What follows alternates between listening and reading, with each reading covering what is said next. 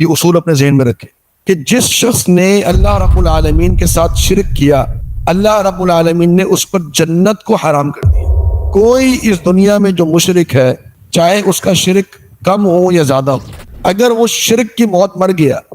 اس نے توحید کے عقیدے کو نہیں اپنایا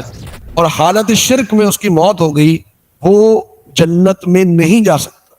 چاہے اس کے اعمال کتنے ہی اچھے کیوں نہ ہوں۔ ہماری نظر میں وہ کتنا ہی بہترین اخلاق اور کتنے ہی بہترین اعمال والا شخص ہو، اگر وہ اللہ رب العالمین کے ساتھ شرک کیا ہے، اس نے اس دنیا میں توبہ نہیں کی ہے، یہ اللہ کا فیصلہ ہے، میرا اور آپ کا فیصلہ نہیں ہے۔ اس کی ساری زندگی، ہمیشہ کی زندگی اس کی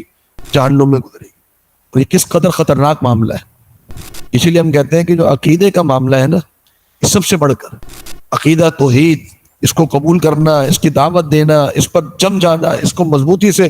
پکڑے رکھنا، اس کی اہمیت کا احساس کرنا، لوگوں کو سمجھانا، بتانا، یہ میرے بھائی اخلاق، عبادات، مالیات، معاشی امور، حلال و حرام، سب سے بڑھ کر عقیدہ۔ ہم اخلاقیات میں توجہ دیتے ہیں، ہم عبادات میں توجہ دیتے ہیں، عقیدے کی بات نہیں کرتے۔ سب سے زیادہ جس پر بات ہونی چاہیے، جس کی اہمیت بتانی چاہیے، وہ عقیدہ توحید ہے۔ اگر ایک شخص اخلاق میں بہت اچھا ہے، پانچ وقتہ نمازی ہے، اس کی ساری زندگی روزے زکوٰۃ میں گزر گئی ہے، حج و عمرے میں گزر گئی ہے، لیکن اگر وہ یا علی مدد کہتے کہتے فوت ہو گیا، اگر وہ یا غوث اعظم کہتے کہتے مر گیا، اگر وہ ان عقیدوں کے اوپر اور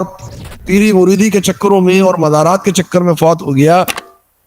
اللہ رب العالمین نے اس پر جنت حرام کر دی۔ سب سے پہلی جو چیز جو سمجھانے کی، وہ ہے عقیدے کی دعوت۔